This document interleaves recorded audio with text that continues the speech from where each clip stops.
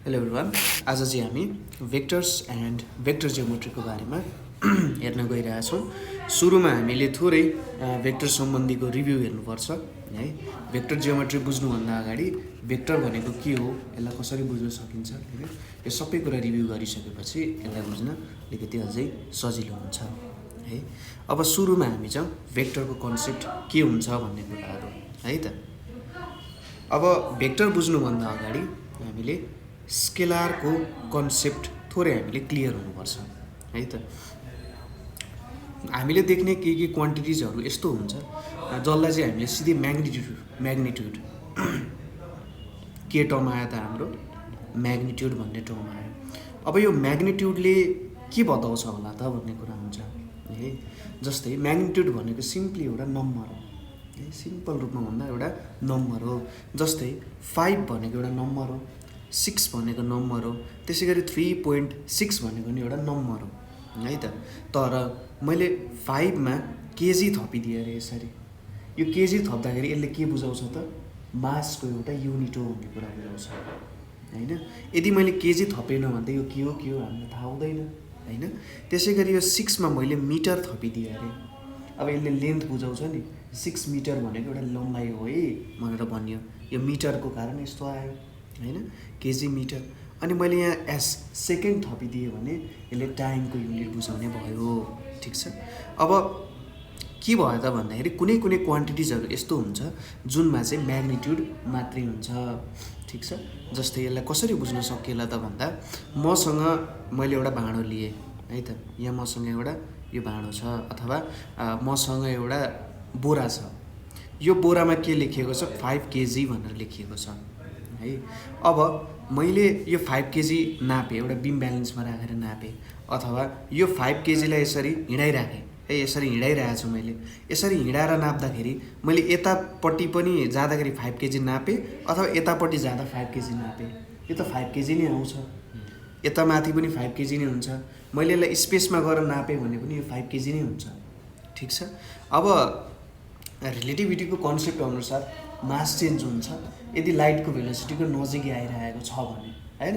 तर अहिले हामी रिलेटिभिस्टिकतिर नछिरौँ, हामी जस्ट बुझौँ कि सिम्पली हिँडिरहेको छ अथवा सिम्पली लाइटको भेलोसिटीको नजिकै छैन भने यसको मास भनेको 5 केजी हुन्छ है। त्यसै गरी अर्को एउटा मैले यहाँनिर सर्फेस लिएँ।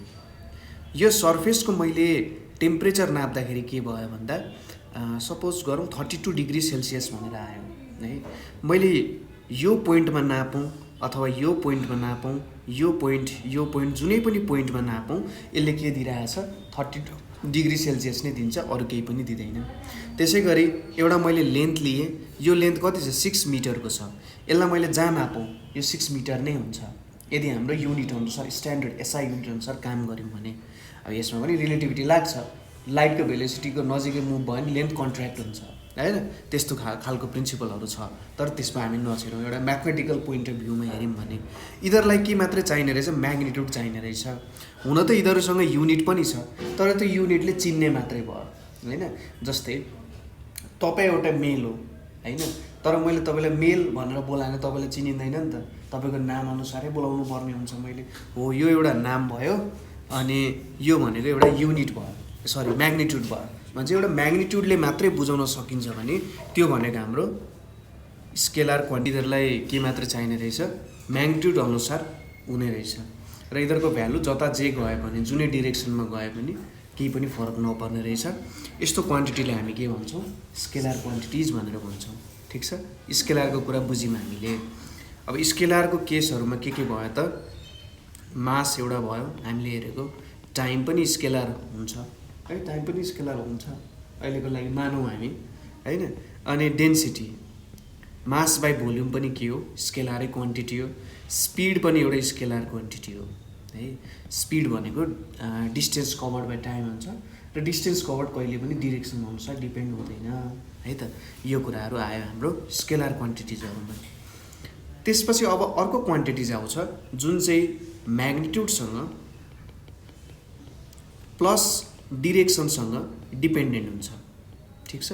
अब म्याग्निट्युड त हामीले हेऱ्यौँ, तर यहाँ एउटा टर्म आयो डिरेक्सन। कुन गइरहेछौँ, कतातिर गइरहेछौँ त्यो अनुसार चेन्ज हुँदो रहेछ। यसको सबैभन्दा सिम्पल इक्जाम्पल भनेको चाहिँ एउटा गेम तपाईँले हेर्नु भएको छ, खेल्नु भएको होला, टग अफ वार। त्यहाँनिर के हुन्छ, एउटा रोप हुन्छ अनि यहाँनिर सायद बोर्डर होला होइन, अनि यहाँनिर केही मान्छेहरू बसेर यसलाई तान्ने काम गर्छन्। यसले यतातिर तान्छ, यतापट्टिको मान्छेले यतातिर तान्छ। अब यसले पनि यतातिर तानिरहेको छ, यसले पनि यतातिर तानिरहेको छ है। उनीहरूको मोटो के हो, यहाँनिरको केही एउटा अब्जेक्ट होला, यो अब्जेक्टलाई चाहिँ पुरै आफूतिर तान्ने अथवा यतापट्टिको सबै मान्छेले एउटा लाइन क्रस गराउने एउटा मोटिभ हुन्छ होइन। यहाँनिर अब यतापट्टि फोर्स लागिरहेको छ है। फोर्स लाग्नु भनेको सुरुमा फोर्सको लागि एउटा म्याग्निट्युड भन्ने कुरा हुनुपर्छ, यति फोर्स उति फोर्स भन्ने कुरा हुनुपर्छ, यो पर्दैन। जस्तै यहाँनिर मेरो भित्ता छ, यो भित्तालाई मैले बिस्तारै हाने भने केही पनि हुँदैन, तर मैले दह्रो हाल्यो भने त यो फुट्न सक्छ नि त होइन, धेरै जोडले हाल्यो भने त्यो फुट्छ होइन। हो भने चाहिँ यहाँनिर मैले पहिलेभन्दा धेरै फोर्स लगाइरहेको छु नि त, यसको मतलब मेरो म्याग्निट्युड बढो होइन। यसमा पहिलो कुरा के आयो, म्याग्निट्युडको कुरा आयो, ठिक छ, कुरा बुझ्यो म्याग्निट्युडको। अब डिरेक्सनको कुरा, डिरेक्सनमा के हुने भयो भने तपाईँको अब जस्तै यसले यतातिर पनि जति फोर्स लागिरहेको छ म्याग्निट्युड, यता पनि त्यति नै लागिरहेछ भने यो अब्जेक्ट हल्लिन्छ, हल्लिँदैन। भनेपछि डिरेक्सनमा पनि डिपेन्डेन्ट हुँदो रहेछ। किन भन्दा यतापट्टि डिरेक्सनमा फोर्स लाउँदा र यतापट्टिको डिरेक्सनमा ठ्याक्कै इक्वल म्याग्निट्युडको फोर्स तर अपोजिट डिरेक्सनमा लाग्यो भने त एकअर्कालाई क्यान्सल गर्दो रहेछ होइन त। क्यान्सल जस्तो गरेको गरेन त, किनभने यदि डिरेक्सन अनुसार डिपेन्ड नहुने हो भने त यो त कतै न कतै त जानु पर्थ्यो नि त, तर किन गएन त, किनभने हामीले फोर्स त एप्लाई गरिरहेछौँ तर कतै गएन। अझै अर्को इक्जाम्पलको रूपमा सपोज यहाँनिर एउटा बक्सा छ, मैले यसलाई यतातिर 10 न्युटनको फोर्सले ठेलेँ, यसलाई यताबाट 10 न्युटनको फोर्सले ठेलेँ भने यो कतै पनि जाँदैन। किन जाँदैन त, म्याग्निट्युड त लागिरहेछ 10 न्युटन, तर किन गएन भने डिरेक्सनको कारण। हेर्नुहोस् त, यो जुन डिरेक्सनमा छ त्यसको ठ्याक्कै अपोजिटको डिरेक्सनमा हामीले इक्वल म्याग्निट्युडको फोर्स एप्लाई गरिरहेछौँ। अब सपोज यतापट्टि अब 5 न्युटनको फोर्स लाग्यो अरे भनेपछि यो अब्जेक्ट कतातिर जान्छ, यतापट्टिको डिरेक्सनमा जान्छ र यो अब्जेक्टमा लाग्ने टोटल फोर्स भनेको 5 न्युटनै हुन जान्छ होइन। जस्तै अब एकजना मान्छे सानो बच्चा छ, सानो बच्चाले तपाईँलाई ठेलिरहेको छ, तर अभियसली तपाईँले सानो बच्चालाई ठेल्न सक्नुहुन्छ, तर कति मात्रै ठेल्न सक्नुहुन्छ भने त्यो सानो बच्चाले जति ठेल्छ त्यसलाई पनि क्यान्सल गर्ने, त्यसलाई पनि जित्नु पर्यो होइन। दुइटाले जितेर मात्रै त अर्कोतिर ठेल्न सक्नुहुन्छ त तपाईँले। हो 5 न्युटनको इफेक्ट मात्रै देखिने भयो यहाँनिर, किनभने अपोजिट डिरेक्सनबाट 5 न्युटन लागिरहेको छ होइन। नभए त तपाईँले त ट्रकहरूलाई पनि तान्न सक्नुपर्ने हो, ट्रकहरूलाई त तान्न सकिँदैन, किनभने तपाईँ अगाडि जान खोज्नुहुन्छ, ट्रकको फोर्सले तपाईँले पछाडितिर तान्नुहुन्छ, फ्रिक्सनल फोर्स आउँछ, त्यो त्यही केस भयो है त। यो कुरा यहाँनिर बुझ्यो हामीले कि के हुँदो रहेछ त, डिरेक्सन अनुसार कति फोर्स लाग्छ भन्ने कुरा चाहिँ आउँदो रहेछ यहाँनिर, ठिक छ। भनेपछि हाम्रो म्याग्निट्युड र डिरेक्सनमा डिपेन्ड हुने कुरालाई के भनिन्छ, भेक्टर्स भनिन्छ। र यस्तो क्वान्टिटिज जुन चाहिँ बोथ म्याग्निट्युड एन्ड डिरेक्सनमा डिपेन्ड हुन्छ त्यसलाई हामी के भन्छौँ, भेक्टर क्वान्टिटी भनेर भन्छौँ, ठिक छ। यति कुरा पनि हामीले बुझ्यौँ है, केही कन्फ्युजन छ यहाँसम्म छैन। जस्तै यसको एक्जाम्पलहरू भनेको एक्सेलरेसन एउटा इक्जाम्पल हुन्छ, अर्को डिस्प्लेसमेन्ट पनि यसको इक्जाम्पल हो है। जस्तै यसको रमाइलो इक्जाम्पल चाहिँ के हुन्छ भने डिस्प्लेसमेन्टको। अब के हुन्छ, जस्तै तपाईँ घरमा बसिराख्नु भएको छ आनन्दले होइन, अब मोबाइल चलाउँदै हुनुहुन्छ होला, मम्मीले भन्नुहुन्छ यहाँ कति घरभित्र बस्छस् यार, यसो बाहिर खेलेर पनि आइज नि त भनेर भन्नुहुन्छ।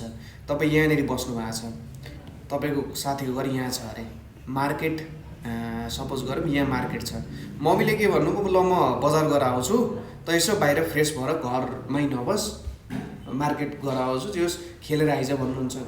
अब तपाईँले हो त मम्मीले भनेको कुरा त ठिकै हो, मान्नुपर्ने कुरा, यसो जिउलाई पनि तन्काउनुपर्छ भन्नुहुन्छ। तपाईँ के गर्नुहुन्छ, यहाँबाट साथीको घरमा जानुभयो र अब यहाँ फुटबल फिल्ड थियो अरे, फुटबल मजाले खेल्नुभयो फुटबल होइन, फुटबल खेल्नुभयो। अब फुटबल खेलेर तपाईँ घर फर्किनुभयो, होइन, घर फर्किनु भयो, थाक्नुभयो, थाकेर अब टक्क तपाईँले के गर्नुभयो त भन्दा आनन्दले यो चाहिँ नुहाउनु भयो, नुहाएर आनन्दले फेरि मोबाइल चलाउनु थाल्नुभयो होइन, एउटा पब्जी त खेल्नु पऱ्यो। अब मम्मी आउनुभयो बजारबाट, मम्मी बजारबाट आउनुहुन्छ, अरे यार यो त कहीँ पनि हिँडेको छैन, कहीँ हिँडेको देख्नुहुन्छ त, जस्तो चाहिँ त्यही पोजिसनमा बसिरहेको छ, तर तपाईँलाई थाहा छ नि त तपाईँ हिँड्नु भएको छ भनेर। हो, मम्मीको लागि त्यो डिस्प्लेसमेन्ट भयो, तपाईँको लागि डिस्टेन्स कभर भयो, किनभने तपाईँलाई थाहा छ तपाईँ हिँड्नु भएको छ, तर मम्मीको लागि तपाईँको इनिसियल पोइन्ट र फाइनल पोइन्ट के भयो त सेम हुन गयो। हो, यसरी यो डिस्प्लेसमेन्ट चाहिँ डिरेक्सनमा डिपेन्ड हुने भयो, किनभने तपाईँ यता आउनुभयो फेरि फर्केर जानुभयो उतैतिर होइन, भनेपछि तपाईँको टोटल डिस्प्लेसमेन्ट भनेको 0 हुन गयो, त्यसले एउटा वेक्टर क्वान्टिटी हुन गयो। यहाँबाट के पनि थाहा पायौँ भने कसले हेरिरहेछ त्यसमा पनि डिपेन्ड हुँदो रहेछ, अब्जर्भर अनुसार डिपेन्ड हुँदो रहेछ। हामीले के भन्यो, डिस्प्लेसमेन्ट अभियसली भेलोसिटी पनि यहाँनिर आउने नै भइहाल्यो होइन, अनि मोमेन्टम पनि हुने भयो हुन्छ, त्यसै गरी फोर्स, यो सबै कुराहरू चाहिँ के हुन्छ त वेक्टर क्वान्टिटिजहरू हुन्छ। ठिक छ, यति कुरा बुझ्यौँ हामीले। ल अब नोटेसनको कुरा, नोटेसन अफ भेक्टर, भेक्टरलाई कसरी नोटेट गरिन्छ होला त? जेनरली जियोमेट्रिकल हिसाबमा जाने हो भने है, जियोमेट्रिकल हिसाबमा जाने भने यो एउटा के हो त लाइन सेगमेन्ट हो है त। लाइन त इन्फिनिटली बोथ डिरेक्सनमा गइरहेको हुन्छ, यो देखाउनुको कारण के हो भन्दा दुईतिरै इन्फिनिटली गइरहेको छ, यो एउटा लाइन सेगमेन्ट हो। अब मैले के गरेँ, यसरी अर्को एउटा लाइन लिन्छु, यो अर्को लाइन लिए, यतापट्टि डिरेक्सन दिएँ है त, यो भनेको एउटा डिरेक्टेड लाइन सेगमेन्ट हो, डिरेक्टेड लाइन सेगमेन्ट है त। अब डिरेक्टेड लाइन सेगमेन्टले के भनिरहेछ भन्दा यो लाइनको चाहिँ यतापट्टिको डिरेक्सनमा पोइन्ट गरिरहेको छ। अब यो लाइनको आफ्नो म्याग्निच्युड हुन्छ, म्याग्निच्युड भनेको यसको लेन्थ होइन, यसको लेन्थ भनेको यसको म्याग्निच्युड भयो।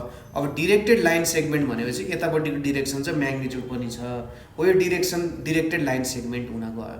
ठिक छ, यो एउटा हाम्रो डिरेक्टेड लाइन सेगमेन्टको रूपमा आउन गयो होइन। ल यति कुरा बुझ्यौँ हामीले। अब यो डिरेक्टेड लाइन सेगमेन्टले चाहिँ हामीलाई भेक्टर दिन्छ।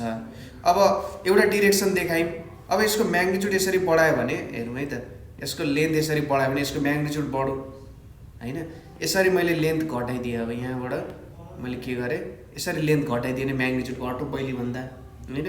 अब लेन्थ बढायो भने के हुने रहेछ, म्याग्निच्युड बढ्यो, लेन्थ घटायो भने म्याग्निच्युड घट्यो। हो, यसरी हामीले एउटा भेक्टरलाई चाहिँ रिप्रेजेन्ट गर्न सक्छौँ यसरी। अब यो ओ भयो, यो पी भयो, ठिक छ।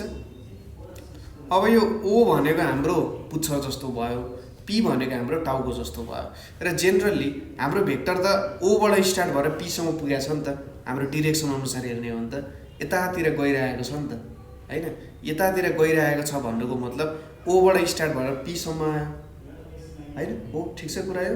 अब यसलाई हामीले ओपी भनेर लेख्छौँ, ओपी भेक्टर भनेर लेख्छौँ। यसले के बुझिन्छ भन्दा ओदेखि पीसम्म गइरहेको छ, ठिक छ, यो हुने हो। यतिले हामीले यो कुरा बुझ्यौँ है त। यो भयो हाम्रो डिरेक्टेड लाइन सेगमेन्टले हुन्छ, र ओपीले हामीले के दिइरहेको छ त एउटा भेक्टर दिइरहेको छ, यसरी रिप्रेजेन्ट गर्न सक्छौँ। तर मैले यसलाई पिओ पनि लेख्न सक्छु, आखिर ओपी र पिओको म्याग्निच्युड त सेम हो होइन, तर मैले डिरेक्सन नेगेटिभ दिनुपर्ने हुन्छ, किनभने मेरो खास डिरेक्सन त यतापट्टि हो, यो डिरेक्सन हो, तर म त उल्टो गइरहेको छु नि त, उल्टो गयो भने त नेगेटिभ लेख्नु पऱ्यो नि त। मैले यो नेगेटिभ भनेको चाहिँ रिप्रेजेन्टेसन मात्रै हो कि म उल्टो डिरेक्सनमा गइरहेको छु है, म जानुपर्ने थियो ओदेखि पीसम्म, तर म पीदेखि ओसम्म गइरहेको छु। यो नेगेटिभले के कन्जर्भ गर्यो भने डिरेक्सन कन्जर्भ गर्छ, ठिक छ। डिरेक्सनलाई चाहिँ यसको ओरिजिनल डिरेक्सन यतापट्टि हो, त्यसलाई कन्जर्भ गर्ने काम गर्यो, बुझ्यो कुरा। अब अर्को हेरौँ हामी, कोअर्डिनेटको हिसाबमा भेक्टरहरूलाई कसरी बुझ्न सकिन्छ। Vectors in terms of coordinates भनेर छ। अब हामीले त ल यति कुरा त बुझ्यौँ, तर भेक्टरको क्यालकुलेसन पनि गर्नु पर्यो नि त होइन। भेक्टर त मैले बनाएँ, थ्योरी मलाई आयो, तर भेक्टरको एउटा युज पनि आउनुपर्ने हुन्छ। त्यो युज गर्नको लागि चाहिँ कोअर्डिनेटको इन टर्म्समा हामीले भेक्टरलाई रिप्रेजेन्ट गर्न सक्छौँ। यसको लागि हामी के लिन्छौँ भने एउटा एक्स एक्सिस र वाइ एक्सिस लिन्छौँ है त। एक्स एक्सिस र वाइ एक्सिस लाइन बाङ्गो हुनसक्छ है त, यसलाई के पो भन्छ, भिजनको एउटा प्रब्लम हुन्छ नि होइन। यो कस्तो हुन्छ भने एकतिरबाट हेर्दाखेरि सिधा जस्तो देखिन्छ, अर्कोतिरबाट हेर्दा बाङ्गो जस्तो देखिन्छ कि। क्लास 8मा हामीले पढ्नु पर्थ्यो होइन यो कुरा। यतातिरबाट पनि हेर्ने होइन, यतातिरबाट पनि हेर्ने होइन, ठ्याक्कै यताबाट हेरेपछि चाहिँ राम्ररी मिल्छ भन्ने कुरा छ क्या त्यो। यस ल, अब यहाँसम्म आयो है। अब सपोज के गरौँ भने यसरी एउटा भेक्टर आइरहेछ, यो एउटा भेक्टर भयो, यो एउटा डिरेक्टेड लाइन सेगमेन्ट छ। यो पोइन्टलाई मैले ओरिजिन भयो यो, यसलाई मैले पोइन्ट पी भनेर माने, ठिक छ। ल अब मैले के गर्छु भने हेर्नुहोस् है त, यहाँबाट ठ्याक्कै यतापट्टि प्रोजेक्सन गर्छु र यो पोइन्टबाट यतापट्टि प्रोजेक्सन गर्छु। यो भनेको मेरो एक्स एक्सिस भयो, यतापट्टि मेरो के भयो, वाइ एक्सिस भयो। अब प्रोजेक्सन गर्नु भनेको के हो त भन्दा, जस्तै तपाईँ यो पोइन्ट पी छ, यताबाट बत्ती बाल्नु भयो, यताबाट बत्ती बाल्दाखेरि यो पोइन्ट सिधै यहाँनिर स्याडो देखाउँछ क्या। जस्तै तपाईँ यहाँ अगाडि बस्नु भयो होइन, लाइट मैले ठ्याक्कै पछाडि राखेँ भने तपाईँको ठ्याक्क पछाडि राख्यो भने जुन स्याडो फर्म हुन्छ त्यो त लाइट त 90 डिग्रीमा गएर यो सर्फेसमा ठोक्किन्छ नि त। मैले नबङ्गाएँ, यसरी नबङ्गाएँ, सपोज तपाईँ मैले लाइट सोर्स यहाँनिर राखेँ, तपाईँ यसरी बसिराख्नु भएको छ यहाँनिर, यसरी बसिराख्नु भएको छ भने यहाँनिर जुन स्याडो फर्म हुन्छ, यो स्याडो फर्म हुँदा यसरी 90 डिग्रीमा गएर ठोकिन जान्छ नि यहाँनिर, यो सर्फेससँग यसले 90 डिग्री बनाउँछ। यो भयो प्रोजेक्सनको कुरा आउँछ यहाँनिर है। पछि हामीले प्रोजेक्सनको कुरा नि पढ्नुपर्ने हुन्छ। यो के भयो त, एउटा प्रोजेक्सन गर्यो ठ्याक्कै 90 डिग्रीमा तलतिर ठोक्काइयो भन्ने जस्तो मात्रै हो है। अब यो प्रोजेक्सनको नामहरू दिउँ। सपोज यसलाई मैले यन भने, यसलाई मैले के भने त यम भनेर नाम दिएँ। यो 90 डिग्री छ, यो पनि 90 डिग्री छ। अब यो पी पोइन्ट हो नि त एउटा होइन, पी त पोइन्ट हो, यसलाई मैले नाम दिएँ एक्स, वाइ भन्ने कोअर्डिनेटको नाम दिएँ, ठिक छ। अब यहाँनिर हेर्नुहोस् त, ओएमको भ्यालु मैले के लेख्न सक्छु यो कोअर्डिनेटको इन टर्म्समा, यक्स लेख्न सक्छु, किनभने यतापट्टि त यक्स कोअर्डिनेट हो। अनि ओएनको भ्यालु के लेख्न सक्छु, वाइ लेख्न सक्छु, यस वाइ भयो है। अब ओएमको भ्यालु के भयो, यक्स भयो, ओएनको भ्यालु के भयो, वाइ हुने हो। त्यसै गरी यो पिएमको भ्यालु म के लेख्न सक्छु,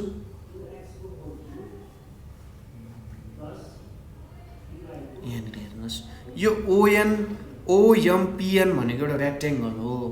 यो 90 डिग्री छ, यो 90 डिग्री छ, यो पनि के छ 90 डिग्री नै हुन्छ, यतापट्टि पनि 90 डिग्री नै हुन्छ। अब यो तीनवटा 90 भएछ त यो अभियसली 90 हुनैपर्छ होइन। अब चारवटै 90 डिग्री छ भनेपछि यसले कि त स्क्वायर फर्म गर्छ, यो कति हुने भयो, वाइ हुने भयो, किनभने रेक्टेङ्गल हो, अपोजिट साइड इक्वल हुन्छ।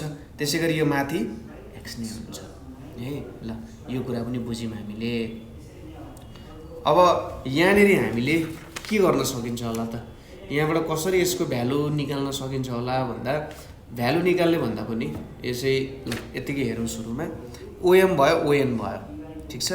अब यहाँनिर हामीले ओपी यसरी लेख्छौँ, ओपी भेक्टर, यसलाई चाहिँ हामीले के भनिन्छ, भेक्टर ओपी भनेर पढिन्छ होइन। भेक्टर ओपी, भेक्टर ओपी भनेको के भयो त, ओदेखि पीसम्म गइरहेको छ भन्ने कुरा भयो। र ओपीलाई चाहिँ हामीले कसरी पनि डिफाइन गर्छौँ त, यो एउटा अर्डर्ड पेयर अनुसार। अर्डर्ड पेयर भनेको कस्तो हो त भन्दा, अर्डर्ड पेयर भनेपछि जोडी भयो, जोडी छ यहाँ दुईवटा नम्बर। अर्डर भनेपछि यिनीहरूको अर्डरले असर पार्छ। एक्स कमा वाइ भन्नु र वाइ कमा एक्स कोअर्डिनेट भन्नु त बेग्लै कुरा होइन। 1,2 कोअर्डिनेट भन्नु र 2,1 कोअर्डिनेट भन्नु त बेग्लै कुरा हो नि त, हो अर्डर पेयर हुन गयो, ठिक छ। अब यहाँनिर हामीले यसलाई एउटा directed line segment from O to P भनेर भन्यो, ठिक छ। यो भेक्टर ओपीलाई हामीले के भन्न सक्छौँ, पहिलो कुरा directed line segment from O to P भनेर भन्न सक्छौँ, अथवा यो एक्सवाई कोअर्डिनेटको इन टर्म्समा पढाएको हो भनेर पनि भन्न सकिन्छ। अब यदि मसँग दुईवटा कोअर्डिनेट छ भने यसलाई के भनिन्छ, प्लेन भनेर भनिन्छ, ठिक छ। किन यसलाई प्लेन भनियो त भन्दा, जस्तै यो जुन डिभाइसमा म यो भिडियो बनाइरहेको छु, सपोज मैले यहाँनिर एउटा थोप्लो बनाएँ। अब यसको एक्ज्याक्ट पोजिसन थाहा पाउनु त मलाई दुईवटा कोअर्डिनेट चाहिन्छ नि त होइन। जस्तै यो डिभाइसको पनि एउटा बााउन्ड्री छ हैन। म यताबाट के आउनु पर्यो, यहाँसम्म आउनु पर्यो हैन, अनि यताबाट यहाँसम्म आउनु पर्यो।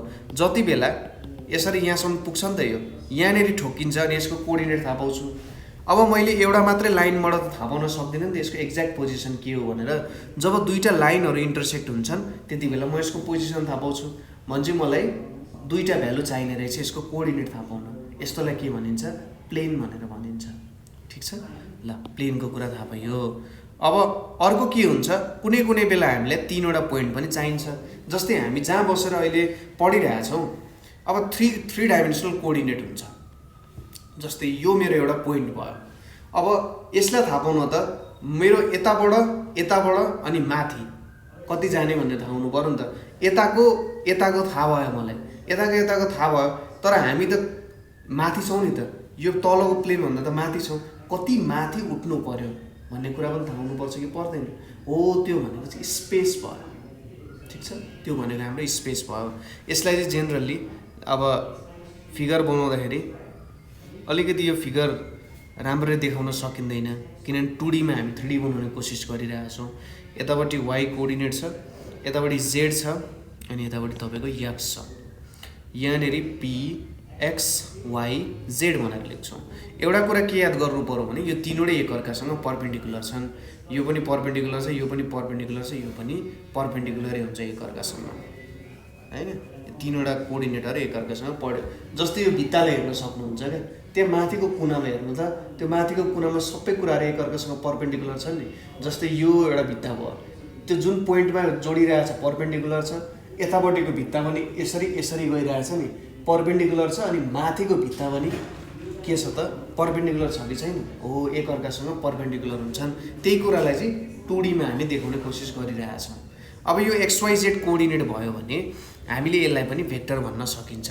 अब XYZ भनिसकेपछि यहाँबाट AX 0 0 लेख्न सकिन्छ, किनभने x कोअर्डिनेटमा x को भ्यालु बाहेक अरू सबै 0 हुन्छ हैन।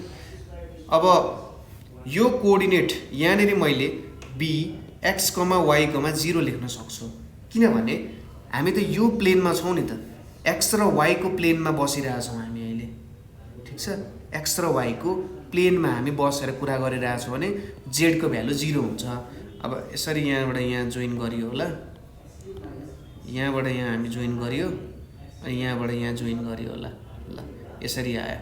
यहाँनिरको सबै कुराहरू एकअर्कासँग पर्पेन्डिकुलरै हुन्छन्। यहाँ पर्पेन्डिकुलर, यो पर्पेन्डिकुलरै हुन्छ। यसरी हामीले कोअर्डिनेट डिफाइन गर्न सक्छौँ। र यो ओपी भेक्टर जुन छ, यो पनि एउटा भेक्टरै हो, एउटा डिरेक्टेड लाइन सेगमेन्ट छ यहाँनिर। यो पनि एउटा के हो, भेक्टर हो। र यो चाहिँ एउटा स्पेसमा बनेको भेक्टर हो, किनभने तीनवटा कोअर्डिनेट चाहिन्छ यसलाई बुझाउनको लागि। ठिक छ, यति कुरा बुझियो। यो बेसिक कुराहरू चाहिँ ठ्याक्कै बुझिसकेपछि अरू कुराहरू गर्न एकदम सजिलो हुन्छ है।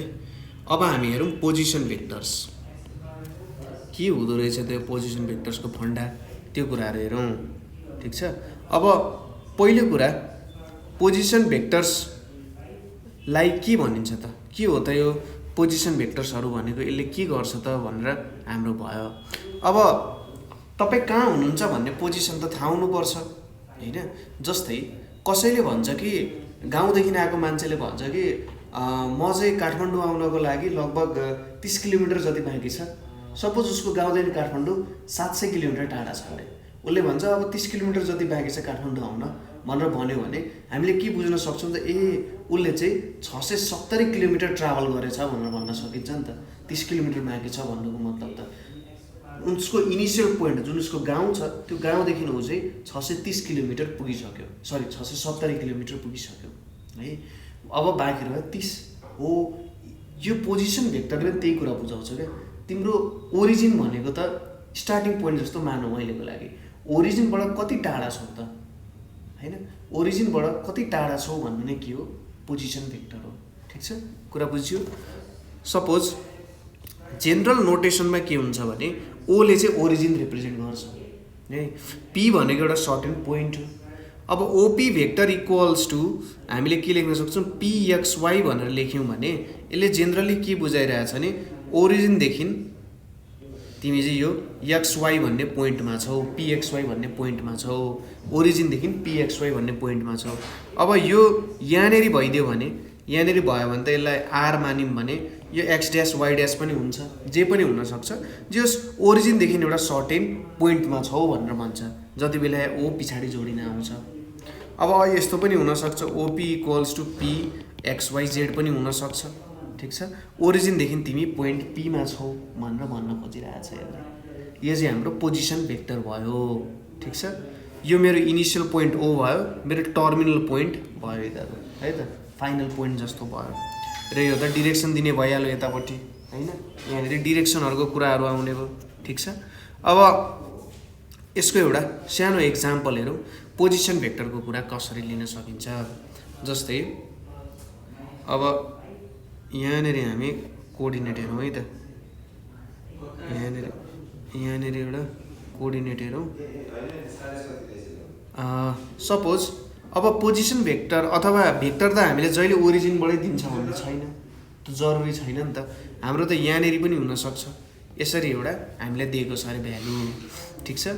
अब यहाँनिर हामीलाई के दिएको छ भन्दा यहाँ P पोइन्ट छ, यहाँनिर Q पोइन्ट छ।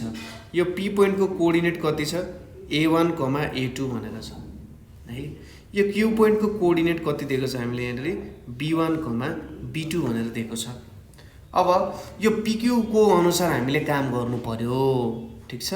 अब PQ को पोजिसन कहाँनिर रहेछ त भन्ने कुरा हामीले थाहा पाउनु पर्यो। यसको लागि हामीले कसरी काम गर्न सकिन्छ होला त त्यो कुरा हेरौँ है त। सपोज यसलाई मैले यतातिर प्रोजेक्ट गरिदिएँ, यो P पोइन्टलाई यहाँ प्रोजेक्सन गरिदिएँ, त्यसपछि यसलाई पनि यता तल के गरिदिएँ, प्रोजेक्सन गरिदिएँ। त्यसै गरी यसलाई यतापट्टि पनि मैले प्रोजेक्ट गरिदिएँ है, र यसलाई यतापट्टि पनि मैले प्रोजेक्ट गरिदिएँ, ठिक छ। यति कुरा क्लियर छ।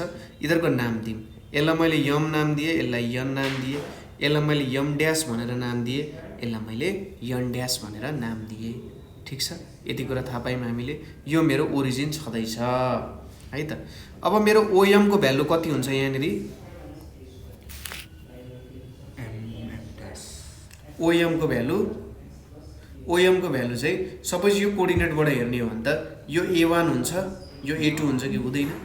म OM A1 डिस्टेन्स हिँड्छु, X एक्सिसमा A1 डिस्टेन्स हिँड्छु र Y एक्सिसमा A2 डिस्टेन्स हिँडेपछि म A1 A2 मा पुग्छु नि त। भने चाहिँ OM भनेको A1 हुँदो रहेछ। त्यसै गरी यसलाई के नाम दिउँ, यो P छ भने चाहिँ MP भनेको कति हुन्छ, A2 हुन्छ। त्यसै गरी ON भनेको कति हुन्छ, ON भनेको B1 हुन्छ, किनभने B1 ले X कोअर्डिनेट जनाउँछ। X कोअर्डिनेटले के भन्छ भने O देखि N सम्म म B1 हिँडेपछि मात्र ठ्याक्क अब B2 हिँडेपछि माथि पुग्छु भनेपछि मेरो NQ को भ्यालु कति हुने रहेछ, B2 हुने रहेछ, ठिक छ। यति कुरा बुझ्यो। अब यहाँनिर हामीले के भेट्नु पर्यो भन्दा, जस्तै मैले यहाँनिर के गरिरहेको छु त भन्दा यो P पोइन्ट र Q पोइन्टलाई प्रोजेक्ट गरेँ छुट्टा छुट्टै, होइन। P र Q लाई मैले के गरेँ, प्रोजेक्ट गरेँ। प्रोजेक्ट गर्नु भनेको P बाट ठ्याक्कै M सम्म मैले एउटा पर्पेन्डिकुलर बनाएँ, Q देखि N सम्म पनि मैले एउटा पर्पेन्डिकुलर बनाएँ। अब यो PQ को एज अ होल प्रोजेक्सन भनेको यो MN हुन्छ कि हुँदैन होला त। यहाँको हरेक पोइन्टलाई मैले प्रोजेक्ट गर्दै गर्दै गर्दै गएँ भने त यो त सबै MN भित्र पर्छ नि त। भने चाहिँ मैले MN टोटल भेट्नुको मतलब के हुन्छ, पछि हामीले थ्योरम पनि पढ्छौँ। कस्तो भन्दाखेरि PQ भन्ने एउटा लाइन छ है, यसको हरेक पोइन्टहरू टोटालिटीमा मैले प्रोजेक्ट गर्दा यो MN को लेन्थसँग इक्वल हुन्छ। जस्तै लाइन होस्, यो जिगज्याग लाइनै भए पनि फरक पर्दैन। जस्तै मैले यसरी नै लाइनहरू छ, अब मैले यसरी प्रोजेक्ट गर्दै गएँ नि, होइन। यहाँनिर त एउटा स्ट्रेट लाइन आउँछ। सपोज यो MN भयो भने यो टोटल MN हुन्छ जति मैले प्रोजेक्ट गरेँ पनि। यो प्रोजेक्सनको पछि एउटा थ्योरममा हामीले स्टडी गर्नुपर्ने हुन्छ है त, ठिक छ। भनेपछि यो MN भनेको चाहिँ टोटल के हो त, प्रोजेक्सन हो भन्न खोजे हो है त। MN हाम्रो के भयो त, टोटल प्रोजेक्सन भयो। अब यो MN को भ्यालु कसरी निकाल्न सकिन्छ त, MN निकाल्नको लागि मैले यदि ON माइनस OM गरेँ भने त, ON माइनस OM गरेँ भने मैले MN पाउँछु। ON को भ्यालु कति छ, B1 छ। OM को भ्यालु कति छ, A1 छ। सरी B1 छ, A1 नै छ, होइन। ओएन भनेको B1, ओएम भनेको A1, बुझ्यो नि है। त्यसै गरी मेरो यो PQ लाइन चाहिँ वाइ एक्सिसमा प्रोजेक्ट गर्दा यसले M ड्यास N ड्यास दियो कि दिएन? यो पनि 90 डिग्री छ, यो पनि यहाँनिर 90 डिग्री छ, बुझिरहेछौ? अब प्रोजेक्सन त मैले जस्तै मैले तिमीलाई हावामा उडाएँ भने मैले माथिबाट प्रोजेक्ट गरेँ भने तल भन्छ, माथिबाट लाइट बाल्यो भने तिम्रो छाया त तल देखिन्छ, मैले तलबाट लाइट बाल्यो भने त माथि छाया देखिन्छ, साइडबाट यता राइटबाट बाल्यो भने लेफ्टतिर देखिन्छ, लेफ्टतिर बाल्यो भने राइटतिर देखिन्छ। अब यसलाई पनि हेर्ने छुट्टा छुट्टै तरिका भयो क्या।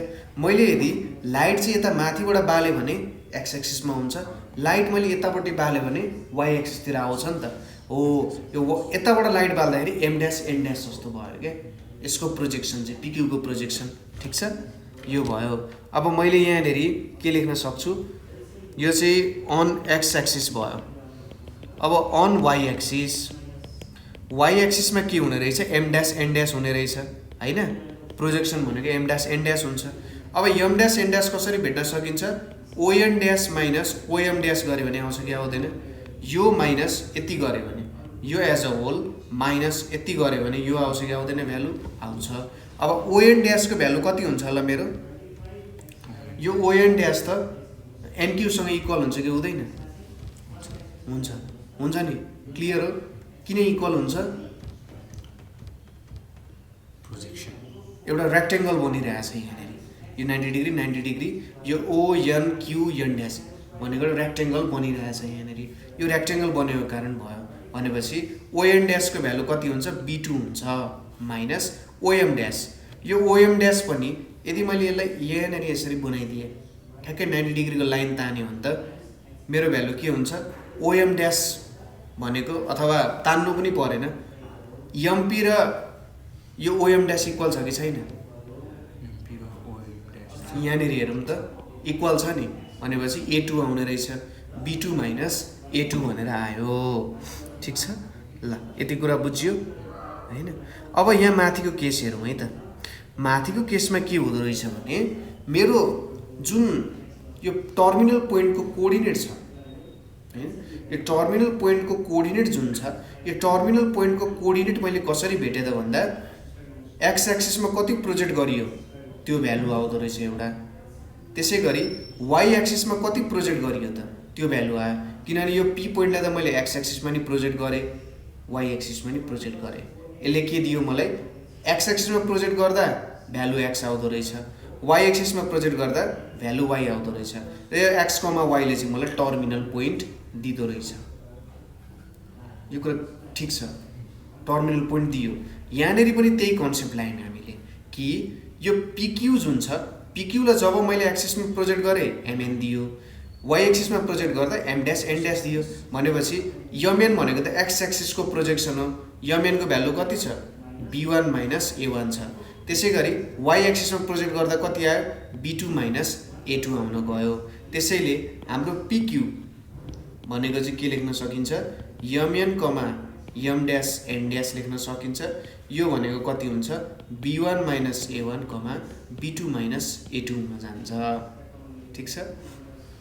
यसले चाहिँ हामीले के रिप्रेजेन्ट गरौँ त भन्दा हाम्रो प्रोजेक्सन रिप्रेजेन्ट गरौँ, ठिक छ? अर्को तरिकाले यसलाई बुझ्दाखेरि कसरी न बुझ्न सकिन्छ भने नि, यो चाहिँ हाम्रो के हुन गयो, पोजिसन भेक्टर हुन गयो क्या। यो पनि एउटा पोजिसन भेक्टरै हो। पोजिसन भेक्टर भनेको त जहिले ओरिजिनबाट हुनुपर्छ भन्नु नि त सरले, तर यहाँ त ओरिजिनमा छैन। तर भेक्टरको केसमा के हुन्छ भने नि, जस्तै मैले यो डिरेक्सन चेन्ज गरिनँ, म्याग्निट्युड चेन्ज गरिनँ है, डिरेक्सन चेन्ज गरिनँ, म्याग्निट्युड चेन्ज नगरी मैले यसलाई ओरिजिनमा पनि लाउन सक्छु कि यसरी, भेक्टरको कन्सेप्ट अनुसार, ठिक छ? किनभने यसले त त्यही कुरा नै रिप्रेजेन्ट गर्छ है, र यहाँ राख्दा पनि हुन्छ। र यदि तिमीले ओबाट यसरी राख्यो, मैले यसलाई नयाँ पोइन्ट R भन्यो भने यो R को कोअर्डिनेट तिमीले कति भेट्छौ भने B1 minus A1 divided by B2 minus A2 भनेर लेख्छौ। पछि हामीले हेर्छौँ यो कुरा पनि, यो कोअर्डिनेट भेट्छौ तिमीले। खासमा हामीले भेटेको यही कुरा हो यहाँ, एक्ज्याक्टली भन्नुपर्दा है, बुझ्यो यो कुरा, यति कुरा गरिन्छ। अब नेक्स्ट आउँछ हाम्रो मोडुलस अफ भेक्टर भनेर भनिन्छ। के छ त हाम्रो मोड्युलस अफ भेक्टर। अब हामीले मोडुलस भनेर के पढाएको छौँ? मोडुलसले के दिन्थ्यो भ्यालु? मोडुलसले जहिले एउटा पोजिटिभ भ्यालु दिन्थ्यो है। जस्तै -3 को मोडुलस भनेको यसले 3 दिन्छ हैन। 3 ले के दिन्छ? यहाँनिर 3 नै दिन्छ, एउटा पोजिटिभ भ्यालु दिन्छ भनेर स्टडी गराएको थियौँ। अब यहाँको मोडुलस जुन छ, यो मोडुलसले के काम गर्छ त भने यसले हामीले एउटा म्याग्निट्युड दिने काम गर्छ। अहिलेसम्म हामी डिरेक्सनको कुराहरू हेऱ्यौँ, तर त्यो भेक्टरको म्याग्निट्युड पनि चाहियो हामीलाई। ठिक छ, हाम्रो फोर्स चाहिँ मैले एउटा सिधा डिरेक्सनमा लगाइरहेको छु, तर कति मात्रामा लगाइरहेको छु भनेर पनि त भेट्ने इच्छा हुन्छ। त्यो चाहिँ मोडुलसको काम हुन्छ। मोडुलस अनुसार हामीले त्यो काम गर्न सक्छौँ। कसरी गर्न सकिन्छ होला भन्दा, सपोज मैले यहाँनिर लाइन एउटा कोअर्डिनेट बनाएँ है, मैले यहाँनिर एउटा कोअर्डिनेट सिस्टम बनाएँ अनि यो पोइन्टबाट यसरी यहाँनिरबाट एउटा लाइन बनाएँ। अब यो पोइन्टलाई मैले x, y भनेर माने। अब यसलाई प्रोजेक्सन गरिदिउँ, यहाँनिर 90 डिग्रीको प्रोजेक्सन भयो, यतापट्टि पनि 90 डिग्रीको प्रोजेक्सन भयो है। अब यो कोअर्डिनेट भनेको x कोअर्डिनेट हो कि होइन? हो। यतापट्टि y कोअर्डिनेट छ।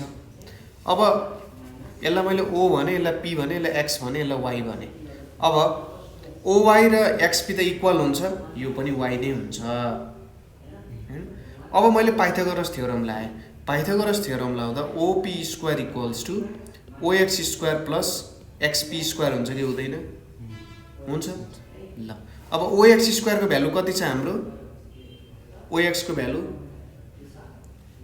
x, यस, x स्क्वायर भयो। XP को भ्यालु कति छ? y स्क्वायर हुने भयो, OP स्क्वायर आउने भयो। अब OP इक्वल्स टु मैले root under x square plus y square लेख्न सक्छु हैन। अब यो भ्यालु कति आउने भयो त मेरो भन्दा? x square plus y square आउने भयो। र यही भ्यालुलाई चाहिँ हामीले के भनिन्छ त? मोडुलस भनेर भनिन्छ। यसले मलाई भेक्टरको के दिने भयो त? म्याग्निट्युड दिने भयो। यसलाई लेख्दाखेरि हामीले यसरी OP भेक्टरको म्याग्निट्युड यसरी जेल जस्तो हालेर पनि रिप्रेजेन्ट गर्न सक्छौँ। x square plus y square छ, अथवा सिम्पली OP मात्रै लेख्दा पनि हुन्छ, कुनै दुईटामा एउटा लेख्दा हुन्छ। यदि 3 डाइमेन्सनल कोअर्डिनेट आयो भने OP स्क्वायर भनेको चाहिँ x square plus y square plus z square हुन जान्छ, यदि 3 डाइमेन्सनल कोअर्डिनेट आयो भने हैन। यसरी भयो। ठिक छ, यहाँसम्म बुझ्यौँ हामीले। त्यसपछि अब हामी हेरौँ डिफरेन्ट टाइप्स अफ भेक्टर। ठिक छ, डिफरेन्ट टाइप्स अफ भेक्टर भनेर छ। भेक्टरको विभिन्न प्रकारहरू छ है। विभिन्न प्रकारहरूमा एक दुईवटा जुन हामीले चाहिरहेको हुन्छ त्यो प्रकारहरू हामी हेर्छौँ, त्यही अनुसार चाहिँ यस कुरा गर्ने हामीले है त। यो च्याप्टर अलिकति सिम्पल छ, त्यस्तो गाह्रो अप्ठ्यारो केही पनि पर्दैन है। पहिलो भेक्टर छ हाम्रो नल भेक्टर भनेर छ। के छ? नल भेक्टर भनेर छ। अब नल भेक्टर भनेको कस्तो भेक्टर हो भने यो चाहिँ यसको म्याग्निट्युड के हुन्छ? नल भनेको के हो? 0 भनेपछि यसको म्याग्निट्युड के हुन्छ? 0 हुन्छ है। डिरेक्सन केही होला। अब मैले कस्तो कुरा गरेँ भने नल भेक्टर भनेको चाहिँ मैले चाहिँ राइट डिरेक्सनमा फोर्स लगाइरहेको छैन, मैले 0 न्युटन फोर्स लगाइरहेको छु भने त्यो एउटा नल भेक्टर हुने भयो। ठिक छ, राइट डिरेक्सनमा म म्याग्निट्युड 0 फोर्स लगाइरहेको छु होइन। डिरेक्सन त मैले दिएँ तर मैले फोर्सै लगाइरहेको छैन भने त्यो के हुन्छ त? नल हुन्छ, म्याग्निट्युड लागिरहेको छैन। चारैतिरको डिरेक्सन छ तर मैले फोर्सै एप्लाई गरेको छैन भने त्यो नल भेक्टर हुने भयो हैन। डिरेक्सन हुँदा हुँदै पनि के भयो त? यसको चाहिँ केही पनि हुँदैन। के हुँदैन? म्याग्निट्युड हुँदैन। र यसको इनिसियल र final point, terminal point coincide हुन जान्छ। जस्तै यसरी रिप्रेजेन्ट गर्ने एउटा ओरिजिनमै बस्ने भयो, डट नै हुने भयो, अरू केही पनि हुँदैन है त। यो हुन्छ। अर्को के छ भने हाम्रो नेगेटिभ भेक्टर भनेर छ है त। अब नेगेटिभ भेक्टर भनेको कस्तो हो त? अघि पनि हामीले इक्जाम्पल हेऱ्यौँ। जस्तै एउटा भेक्टर छ यतापट्टिको डिरेक्सनमा, मैले यतापट्टिको डिरेक्सनमा एउटा भेक्टर लिएँ, यो O हो, यो P हो हैन। अब यो ओपी भेक्टर भनेर मैले लेख्न सक्छु यसलाई। अब यसलाई नि मैले माइनस पिओ भेक्टर भनेर पनि लेख्न सक्छु। पिओ भनेपछि म त उल्टो डिरेक्सनमा गइरहेको छु हैन, खोला जता बगिरहेको छ त्यसको उल्टो डिरेक्सनमा म पौडी खेलिरहेको छु, ठिक छ। अब यसरी उल्टो डिरेक्सनमा गयो भने यो पिओको र ओपीको म्याग्निट्युड त सेम हुन्छ, केही फरक पर्छ म्याग्निट्युडमा? फरक पर्दैन, ठिक छ। तर डिरेक्सनमा फरक पर्ने भयो, ठ्याक्कै कता जाने भयो? उल्टो डिरेक्सनमा चाहिँ जाने भयो है त, ठिक छ। अथवा यसलाई यसरी लेख्ने भन्दा पनि माइनस पिओले कन्फ्युजन हुनसक्छ, यसलाई हामीले पिओ लेख्यौँ अथवा माइनस ओपी लेख्यौँ भने अझै राम्रो हुन्छ। माइनस पिओ लेख्यौँ भने त ओपी नै रिप्रेजेन्ट गर्ने भयो नि त फेरि हैन। पिओ भन्ने बित्तिकै यतातिर आउने भयो हैन, तर माइनस थपिसकेपछि फेरि यही डिरेक्सनमा आउने भयो। त्यसैले जब मैले हेरौँ है त, जब मैले पिओ लेख्छु, पिओ लेख्दाखेरि यही भेक्टर नै के हो त? कपी भयो। पिओ भेक्टर लेख्दाखेरि यही पिओ हुने भयो तर उल्टो डिरेक्सनमा जाने भयो, ठिक छ। माइनस ओपी लेख्दा पनि त्यही कुरा हो, माइनस ओपी भनेको पनि यही नै हुन जान्छ हैन। हो यसरी चाहिँ आउने भयो यहाँनिर। यो भनेको के भयो त? हाम्रो दोस्रोमा नेगेटिभ भेक्टर हुने भयो, ठिक छ, नेगेटिभ भेक्टर हुने भयो। अब आउँछ लाइक र अनलाइक भेक्टर्सहरू। लाइक र अनलाइक भेक्टर्सहरू पनि नेगेटिभ भेक्टरहरूको कुराहरू जस्तै आउँछ, तर लाइक भेक्टर्समा के आउँछ त कन्सेप्ट भन्दा म्याग्निट्युड डिफ्रेन्ट हुँदा पनि हुन्छ, ठिक छ। लाइक भेक्टर्स भनेको सपोज मसँग यहाँनिर एउटा यसरी भेक्टर बनाएँ, अर्को एउटा भेक्टर लिएँ।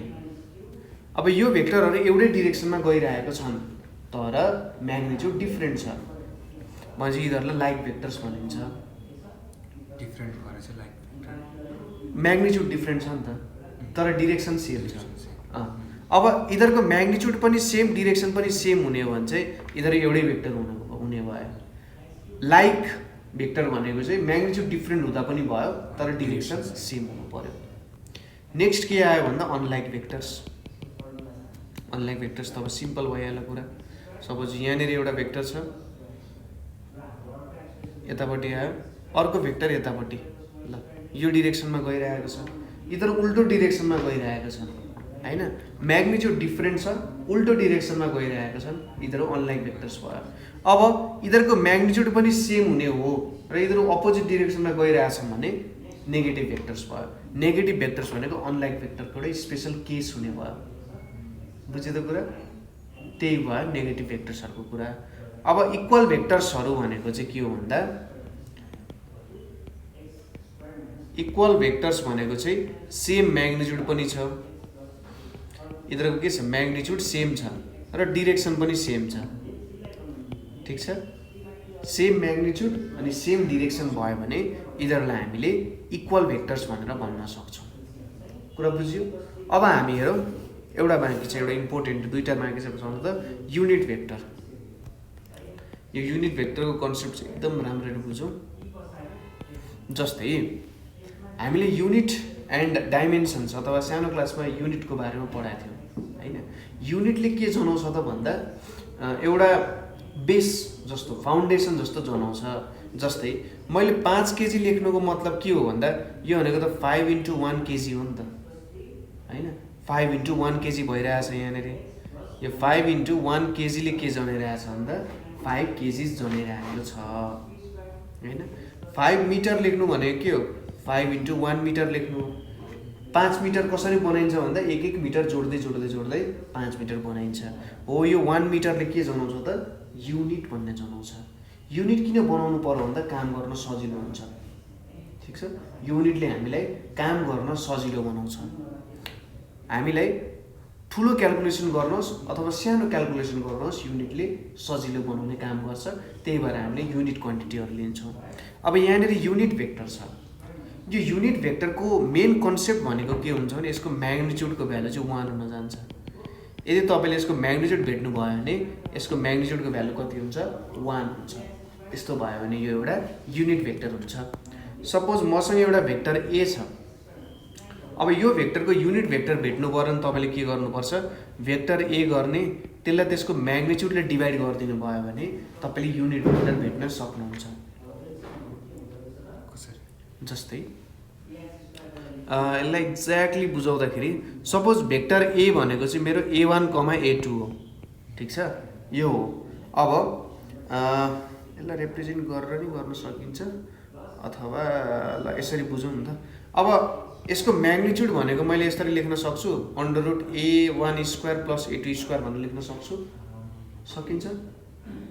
अघि हामीले म्याग्निट्युड निकालेको थियौँ नि, होइन? अब यो भनेको के हो त, A1, A2 डिभाइडेड बाई के भएछ, A1² + A2² भयो। अब यसलाई मैले यसरी लेख्न सक्छु क्या, A1 divided by A1² + A2², A2 divided by A1² + A2² भनेर लेख्न सक्छु क्या। अब यसको म्याग्निट्युड झिको भने के हुन्छ होला, हामीले के भन्यौँ, यो मेरो मैले युनिट भेक्टर माने है त, युनिट भेक्टरले यसरी क्याप लेखिन्छ माथि, यो सिम्बल भनेको चाहिँ क्यापको सिम्बल हो। अब यसको म्याग्निट्युड झिके, यसको म्याग्निट्युड झिक्नुको मतलब के हुन्छ, A1 बाई A1² + A2² को स्क्वायर हुने भयो। अनि यहाँनिर A2 divided by √A1² + A2² हुने भयो। कुरा क्लियर छ? अब यहाँनिर के आउँछ, A1² divided by A1² + A2² आउँछ। यहाँनिर A2² divided by A1² + A2² भनेर आउँछ। एलसिएम सेम छ, यहाँनिर A1² + A2² divided by A1² + A2² आउने भयो। यो दुइटा क्यान्सल, √1 आयो, 1 आयो, अनि म्याग्निट्युड 1 आउँदो रहेछ। अब यहाँनिर मैले केही भ्यालु सपोज गरेको छु त, A1 A2 को यति भ्यालु हुन्छ भनेर त सपोज गरेको छैन, तर यसले 1 दियो भनेपछि युनिट भेक्टरको म्याग्निट्युड जहिले पनि 1 हुँदो रहेछ भन्ने कुरा यहाँबाट जान्न सकिन्छ, ठिक छ। यसले मलाई के दिँदो रहेछ, युनिट भेक्टर दिँदो रहेछ, ठिक छ। युनिट भेक्टरहरू भनेको चाहिँ जस पछि हामीले जब IJK को नोटेसन पढ्छौँ होइन, एक्स डिरेक्सनमा I हुन्छ, वाइ डिरेक्सनमा J हुन्छ, अनि जेड डिरेक्सनमा चाहिँ के हुन्छ भन्ने नोटेसन स्टडी गरेपछि अझै यो कुरा क्लियर हुन्छ है त।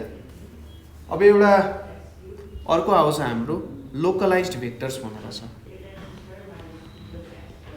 लोकलाइज्ड भेक्टर्स भनेर छ। अब यो लोकलाइज्ड भेक्टर्स भनेको के हो त भन्दा सिम्पली भन्नुपर्दा सपोज हामीले एउटा यहाँनिर गिभन भेक्टर छ है त, यहाँनिर एउटा गिभन भेक्टर छ। अब यहाँ एउटा पोइन्ट छ है, एउटा सर्टेन पोइन्ट छ। अब यो पोइन्टबाट एउटा भेक्टर आयो, ठिक छ, यो पोइन्टमा एउटा भेक्टर बन्न गयो, यो पोइन्टमा मैले एउटा भेक्टर बनाएँ। यदि एउटा भेक्टर पहिलेदेखि नै छ मसँग, यो भेक्टर भयो होइन, यो भेक्टर भयो।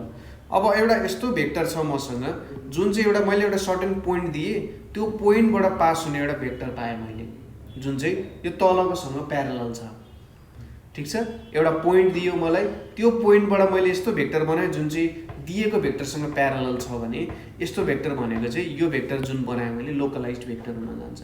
अब मैले त यो डिरेक्सनमा नि भेक्टर बनाउन सक्छु नि त, यो पोइन्टबाट पास हुने, यताबाट नि बनाउन सक्छु कि सक्दिनँ, जतातिर नि बनाउन सक्छु। तर मैले यस्तो भेक्टर लिएँ जुन चाहिँ हामीले गिभन भेक्टरसँग प्यारलल छ भने त्यस्तो भेक्टरलाई हामी के भन्छौँ, लोकलाइज्ड भेक्टर भनेर भन्छौँ, ठिक छ। कुरा बुझ्यो यो लोकलाइज्ड भेक्टरको कन्सेप्ट, यति कुरा हामीले बुझ्यौँ। अब हामी जाउँ addition of vectors. Addition of vectors बुझौँ। अब एडिसन अफ भेक्टर्स भनेपछि टु भेक्टर्स, दुईवटा भेक्टरलाई कसरी एड गर्न सकिन्छ, सिम्पली बुझ्नु पर्दा त्यही त कुरा हो होइन।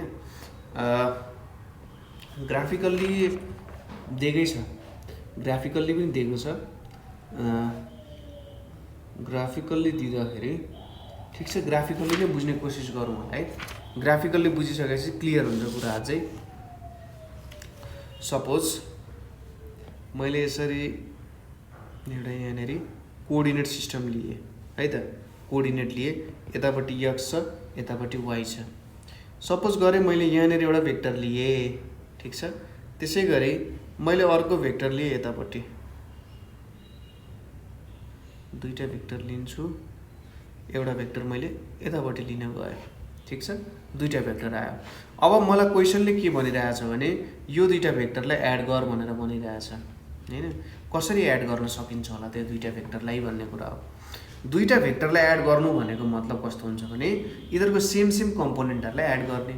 जस्तै ओबी भेक्टरको एक्स कम्पोनेन्ट र ओए कम्पोनेन्टको एक्स कम्पोनेन्ट चाहिँ एड गर्ने, ओबीको वाइ कम्पोनेन्ट र ओएको वाइ कम्पोनेन्ट एड गर्ने भनेर भन्न खोजे अब। किनभने एउटै बथनको मात्रै चराहरू उड्छन्, कागको बथनमा कागै उड्छ, बकुल्लाको बथनमा बकुल्ला नै उड्छ। हेर्नुहोस् अब एक्स र वाइ जोड्छु भनेर त्यो मिल्दैन। त्यो चाहिँ अलिकति पछि हामीले जब यो आइजेके युनिट भेक्टर पढ्छौँ त्यति बेला बुझिन्छ कि एक्स कम्पोनेन्टसँग मात्रै जोड्न सकिन्छ, वाइ कम्पोनेन्टसँग मात्रै के गर्न सकिन्छ, जोड्न सकिन्छ भन्ने कुराहरू हामी हेर्छौँ त्यहाँनिर। अब ओए भन्ने बनाइयो। अब मैले यहाँनिर के गरेँ भने हेर्नुहोस् है त, यस्तो बनाउन खोजेँ कि अब यो दुईवटा लाइनहरू आयो। अब मैले ओएसँगै इक्वल हुने, मसँग यहाँ एउटा पोइन्ट छ। अब लोकलाइज्ड भेक्टर यहाँनिर युज गर्छौँ हामीले। मसँग बीमा एउटा पोइन्ट छ। अब यो बी पोइन्ट मैले के गरेँ भन्दा ओएसँग प्यारलल हुने लाइन बनाएँ। बुझ्नुभयो के गरेँ मैले? ओएसँग प्यारलल हुने एउटा लाइन बनाएँ। ठिक छ, कुरा बुझ्यो? ल, र ओएको म्याग्निट्युडसँग इक्वल हुने लाइन पनि बनाएँ। ओएको प्यारलल लाइन र ओएको म्याग्निट्युडसँग इक्वल हुने एउटा लाइन यहाँनिर आयो। त्यसै गरी सपोज यसलाई मैले पोइन्ट सी माने भने अब यो पोइन्ट सीसम्म, यो पोइन्ट सीबाट एसम्म मैले के गरेँ त ओबीसँग के हुने, प्यारलल हुने, अथवा एबाट सीसम्म बनाए पनि भयो। ल यही एबाट सीसम्म मैले एउटा यस्तो लाइन बनाएँ कि जुन चाहिँ ओबीसँग प्यारलल छ, ओबीको म्याग्निट्युडसँग पनि के छ त इक्वल पनि छ। कुरा बुझ्यो? ल मैले यहाँनिर लगेर यसरी जोडिदिएँ अरे, सरी यहाँनिर यसरी जोडिदिउँ। ल यिनीहरूलाई जोडेँ मैले। ठिक छ, अब यिनीहरूको डिरेक्सनको कुरा एकैछिनमा हेरौँला। जस यो एउटा प्यारललोग्राम भयो, किनभने अपोजिट साइड्सहरू प्यारलल पनि छन्, इक्वल पनि छन्। अब यहाँबाट यहाँसम्म मैले एउटा डायगोनल क्रिएट गरेँ। ठिक छ, के गरेँ मैले? एउटा डायगोनल बनाएँ। अब के गरौँ हामी? प्रोजेक्सनको काम गरौँ। स्वाट ल, बीलाई ठ्याक्क तल प्रोजेक्ट गरेँ, एलाई ठ्याक्क तल प्रोजेक्ट गरेँ, यो सी भन्ने पोइन्टलाई पनि ठ्याक्क यसरी तल मैले प्रोजेक्ट गरेँ होइन। यसलाई प्रोजेक्सन भयो, यसलाई यो पोइन्ट एलाई यतापट्टि पनि प्रोजेक्सन गरेँ मैले होइन। यति कुराहरू हामीले बुझ्यौँ। अब यिनीहरूको पनि नाम दिउँ। सपोज यसको नाम भनेको हाम्रो पिआर छ, यसलाई मैले बी नाम दिएँ, यसलाई मैले क्यू नाम दिएँ है त। यसलाई पनि प्रोजेक्ट गरिदिउँ। ल यसलाई यतापट्टि प्रोजेक्ट गरियो, यसलाई मैले यतापट्टि प्रोजेक्ट गरेँ। यसको नाम मैले के दिएँ भन्दा एम दिएँ। ल यसलाई मैले नाम एम भनेर दिएँ। ओएसिबी भन्ने मसँग एउटा आएको छ यहाँनिर, क्या आयो? प्यारलेलोग्राम भनेर आयो। अब हामी भेटौँ ओएको म्याग्निट्युड। ठिक छ, ओबीको म्याग्निट्युडहरू, यहाँ सबै कुराहरू भेटौँ। सपोज मलाई यहाँनिर के छ भन्दाखेरि पोइन्टहरू त दिएको होला पक्कै पनि है। ओएमा यसको कोअर्डिनेट के दिएको छ भने A1, A2 भनेर दिएको छ। बीको कोअर्डिनेट कति दिएको छ? B1, B2 भनेर दिएको छ। अब ओक्यूको भ्यालु कति हुन्छ? ओक्यूको भ्यालु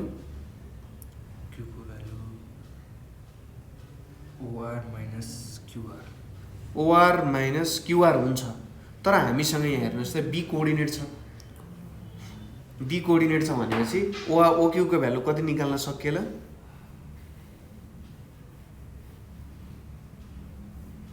B1 हुनसक्छ। यो भ्यालु B1 हो नि त, यति भ्यालु त B1 हो नि त, यो प्रोजेक्सन B1 भयो। त्यसै गरी क्युबीको भ्यालु कति हुन्छ? B2 हुन्छ। त्यसै गरी ओपीको भ्यालु कति हुन्छ? यो पोइन्ट ओदेखि यो पीसम्म हामीले पोइन्ट एलाई पीमा प्रोजेक्ट गरेका छौँ।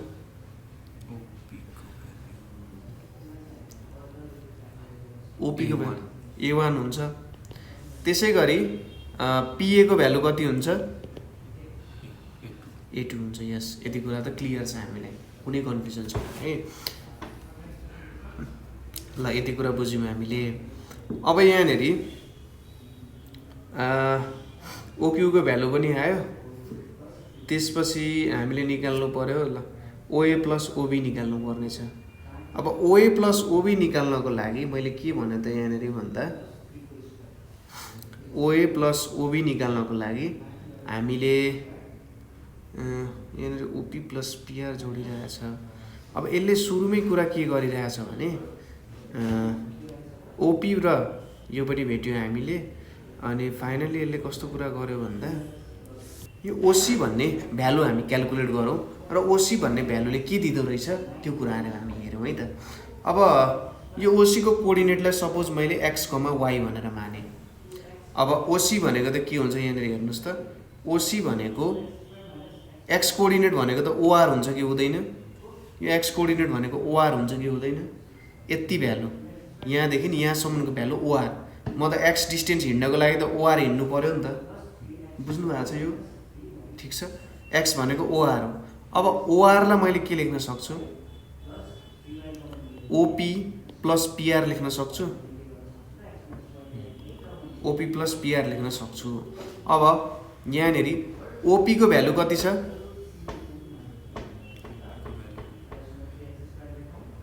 ओपीको भ्यालु A1 छ, A1 छ। अब पिआरको भ्यालु कसरी भेट्न सकिएला?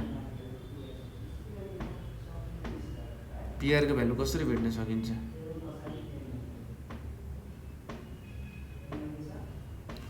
हामीले फिगरमा हेर्न सकिन्छ यहाँनिर पिआरको भ्यालु कसरी भेट्न सकिन्छ भने यो पिआर हो, यो पिआर हो, यो पिआर भइसकेपछि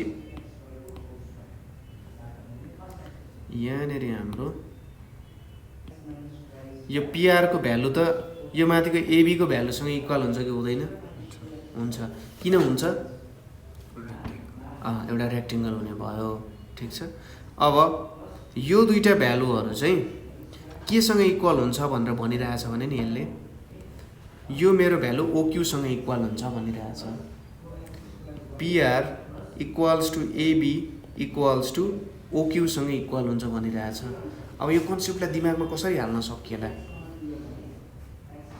कसरी हुन्छ होला त, किन भयो होला भन्ने कुराहरू।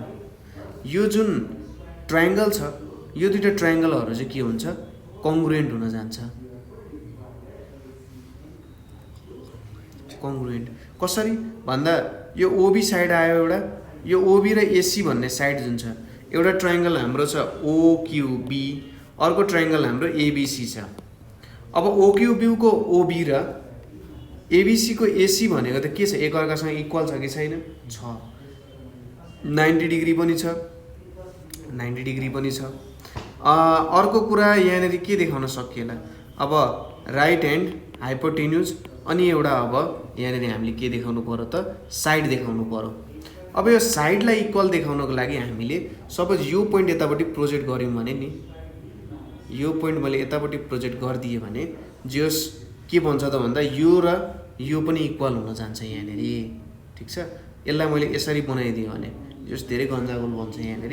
यो साइड र यो साइड इक्वल छन् एकअर्कासँग भनेपछि यो पोर्सन र यहाँको पोर्सन पनि के हुन्छ? एकअर्कासँग इक्वल नै हुन जान्छ भन्ने कन्सेप्ट आउँछ। फेरि यो पोर्सन र यो पोर्सन इक्वल हुन्छ, यसलाई पनि मैले यतापट्टि तान्नु पर्ने हुन्छ क्या। यसरी तान्दाखेरि चाहिँ यो पोर्सन, यहाँको पोर्सन र यो त हाम्रो यतापट्टिको पोर्सन हो, यो पोर्सन र यो पोर्सन एकअर्कासँग इक्वल देखिन जान्छ क्या। यहाँनिर एउटा स्क्वायर फर्म हुन्छ, स्क्वायर फर्म भइसकेपछि यतापट्टिको यतापट्टि इक्वल हुन्छ। अहिलेको लागि हामीले के बुझौँ? PR equals to AB equals to OQ हुन्छ। एउटा जियोमेट्रीको कन्सेप्ट भयो। यहाँनिर थोरै जियोमेट्री बुझ्नुपर्ने हुन्छ। जियोमेट्री बुझिसके हुन्छ। जस्तै हाम्रो के छ त भन्दा ओबी इक्वल्स टु ओसी छ। ठिक छ। अनि यहाँनिर के छ? ओबी एन्ड ओक्यू, ओबी र ओक्यू जुन छ आर प्यारलल टु के छ? हाम्रो एसी छ, यहाँसँग प्यारलल छ हैन। त्यही कुरा यहाँनिर देखायो, यो दुईटा ट्रायङ्गल कङ्ग्रुएन्ट हुन्छन् भनेर यहाँनिर भन्यो है। ओक्यू इक्वल्स टु के हुन्छ? हाम्रो एएस हुन्छ भनेर हामी लेख्न सक्छौँ। त्यसपछि यो भ्यालु हाम्रो B1 हुन जान्छ। यसलाई धेरै बुझिराख्नु पर्दैन, जस्ट मैले यस्तरी चाहिँ हुन्छ है भनेर मात्र देखाउन खोजेँ है त। यो B1 हुने भयो, यहाँनिर B1 भ्यालु आउँछ, एक्स कोअर्डिनेट भेट्यो। अब वाई कोअर्डिनेटको भ्यालु हाम्रो के हुन्छ? यो C छ, यो R छ भनेपछि y इक्वल्स टु CR हुन्छ। CR भनेको CB प्लस BR हुन जान्छ हैन। CB प्लस BR हुन जान्छ। अब CB प्लस BR को भ्यालु के लेख्न सकिन्छ होला? CB प्लस BR के भ्यालु लेख्न सकिएला? CB प्लस BR को भ्यालु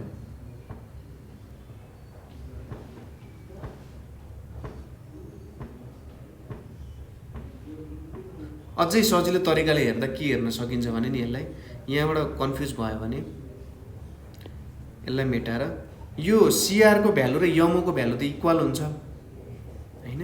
यहाँनिर यमओ लेखौँ, यमओ। अब यमओ भनेको के हो? यमओ भनेको त एउटा हेर्नुहोस् त, एउटा त हाम्रो यो B2 आउने भइहाल्यो होइन। अनि यो भ्यालु चाहियो हामीलाई।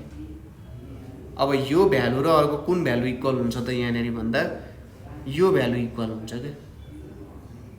यो भ्यालु र यो भ्यालु यहाँनिर के हुन जान्छ? इक्वल हुन जान्छ। यस्तो हुन्छ यहाँनिर। यो भनेको कति आउँछ? A2 + B2 भनेर आउँछ यहाँनिर। फाइनली x, y भनेको के आउँछ? A1 + B1, A2 + B2 भनेर आउँछ। यदि हामीले सबै जियोमेट्रीहरू हेर्ने भने थोरै गन्जागोल चाहिँ बन्छ यो कुराले होइन। प्रब्लमेटिक त हुन्छ तर बुझ्न सकिन्छ। थोरै जियोमेट्रीको कुराहरू यहाँनिर कङ्ग्रुएन्ट ट्रायङ्गलहरूको कुराहरू यस्तो युज गरेर नै बुझिन्छ क्या यहाँ हो। यसले के देखायो भन्दा हाम्रो कोअर्डिनेट एउटा थियो A1, B1, अर्को थियो A2, B2। यदि मैले यो दुईटा भेक्टर, यो त भेक्टर हो, यो पनि भेक्टर हो, यो दुईटालाई जोड्दाखेरि A1 A1 A2 थियो है। A1 A2, B1 B2 चाहिँ थियो। B1 B2 थियो भने मैले A1 + B1, A2 + B2 भने पहिलो कोअर्डिनेट जोड्ने, दोस्रो कोअर्डिनेट जोड्नु पर्दो रहेछ हो। यसरी मैले एडिसन गर्न सक्ने रहेछु। एउटा प्यारालेलोग्राम जस्तो यसले बुझाउँदो रहेछ।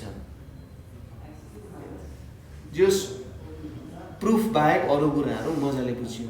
प्रुफ पनि हामी यहाँनिर थोरै यो पोर्सन भयो, यो पोर्सन चाहिँ तिमीले ठ्याक्क घरमा गएर कङ्ग्रुएन्ट ट्रायङ्गलको पोर्सन आफैले निकालेर हेर्दाखेरि अझै सजिलो हुन्छ है। घरमा गएर ठ्याक्क कङ्ग्रुएन्ट कहाँनिर हुन्छ, किन हुन्छ भन्ने कन्सेप्ट चाहिँ क्लियर हुनु पर्यो। यो एज अ टास्क भयो तिम्रो है त। हामीले के भन्यौँ? यो र कुन इक्वल हुनुपर्छ? यो इक्वल हुनुपर्छ। ठ्याक्कै ट्रायङ्गलहरू सबै फिगरहरू सब्ट्र्याक्ट गर्दै गयो भने अब यो एउटा स्क्वायर हुन्छ, यो स्क्वायरलाई सब्ट्र्याक्ट गर्दै गयो भने यो र यो इक्वल देखिन जान्छ। अभियसली फिक्स इक्वल नै देखिन्छ, केही टेन्सन लिनु पर्दैन यसमा, इक्वल नै देखिन्छ है। यो सानो रेक्टेङ्गलहरू हेर्ने, सानो रेक्टेङ्गल हेरेपछि इक्वालिटीको कुराहरू यहाँनिर आइहाल्छ है त। एकचोटि हेर्नु। अब ट्रायङ्गल ल छ।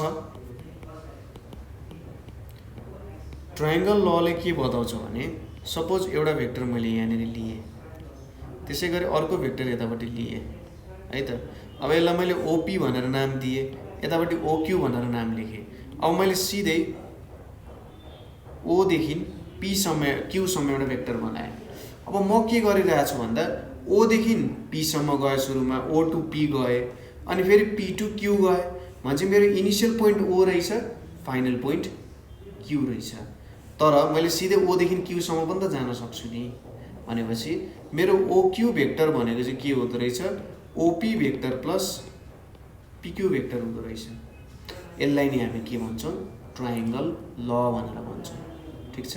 यो के भयो त? हाम्रो ट्रायङ्गल ल अन्तर्गत पर्ने भयो। अब हाम्रो OQ सम्म जान्छौँ हामी। OP + PQ गरिसकेपछि मैले के पाउने रहेछु? OQ भन्ने कुरा पाउने रहेछु हैन। यसलाई नै हामीले ट्रायङ्गल ल भनेर भन्छौँ। ठिक छ। अब अर्को कुरा के छ भने डिफरेन्स।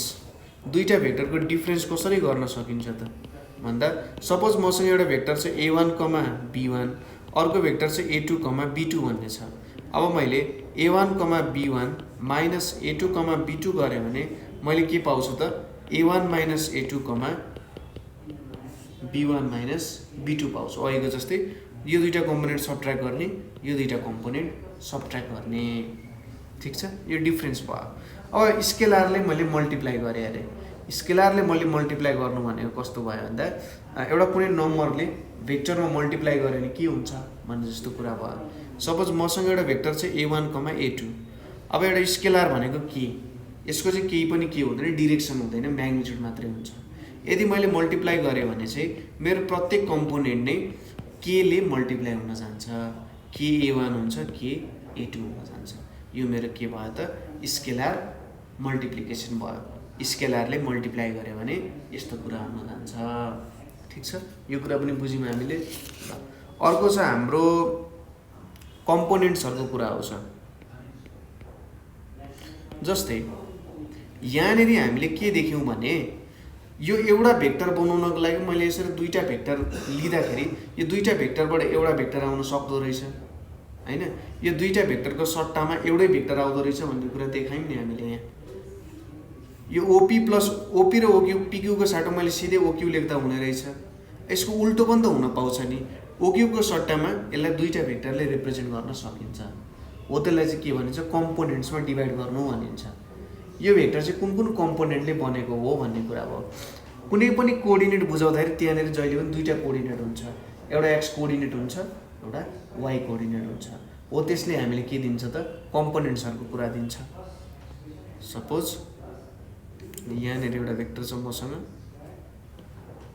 यहाँबाट एउटा यसरी भेक्टर मैले बनाएँ होइन। अब यसको कम्पोनेन्ट्स अनुसार मैले अलिकति त्यो त माथि सारिदिउँ, ओरिजिनमा किन बनाउने, यसलाई मैले यसरी माथि सारिदिएँ है त। अब यसको चाहिँ मैले दुईवटा कम्पोनेन्ट निकाल्न सक्छु। एउटा भनेको यो भेक्टर त यो बाटो गइरहेको छ भन्नुको मतलब यो यतापट्टि पनि हिँडिरहेछ, माथि पनि हिँडिरहेछ क्या, त्यस्तो भन्न खोजे। तिमी यसरी उड्नुको मतलब तिमीलाई सिधाको जाने फोर्स र सिधा माथि जाने फोर्स पनि मिलाइरहेछौ क्या। जस्तै यदि सिधा जाने मात्रै फोर्स भएको भए तिमी सिधा मात्रै जान्थ्यौ, यदि मासतिर जाने फोर्स भएको भए तिमी मासतिर मात्रै जान्थ्यौ। तर तिमी मासतिर पनि गइरहेछौ, तिमी सिधा पनि गइरहेछौ। मासतिर पनि गयौ, जस्तै कस्तो भयो भने मासतिर पनि गयो सिधा पनि गयो, मासतिर पनि गयो सिधा पनि गयो भनेपछि तिमी यसरी बाङ्गो हिँड्छौ क्या। दुईवटा साइमल्टेनियसली मिलिरहेको छ, माथि जाने सिधा जाने, माथि जाने सिधा जाने मिलिरहेछ भने कम्पोनेन्ट्समा डिभाइड हुन्छ। यतापट्टि एउटा आयो, यतापट्टि एउटा आयो, यसलाई एक्स कम्पोनेन्ट भनिन्छ, यसलाई वाइ कम्पोनेन्ट भनेर भनिन्छ। ठिक छ, यो हामीले केमा डिभाइड गर्यौँ त, कम्पोनेन्टमा। वाइ कम्पोनेन्टलाई भर्टिकल कम्पोनेन्ट भनिन्छ, एक्स कम्पोनेन्टलाई होरिजेन्टल कम्पोनेन्ट भनेर भनिन्छ। र मेन हाम्रो थ्योरीहरू भनेको चाहिँ यिनीहरू नै हुन्छ यसमा। ठिक छ, यो हाम्रो के भयो, मेन थ्योरी हुन गयो। ल अब एकचोटि न्युमेरिकल प्र्याक्टिस गर्नु, थोरै छ यसको न्युमेरिकलहरू, यो हेर्नु है। आजको लागि हामी यति नै गर्छौँ है। यहाँसम्म केही तपाईँहरू कसैले प्रब्लम भयो भने 9849595895 मा के गर्न सक्नुहुन्छ, कल गर्न सक्नुहुन्छ है त। ल थ्याङ्क यू फर वाचिङ।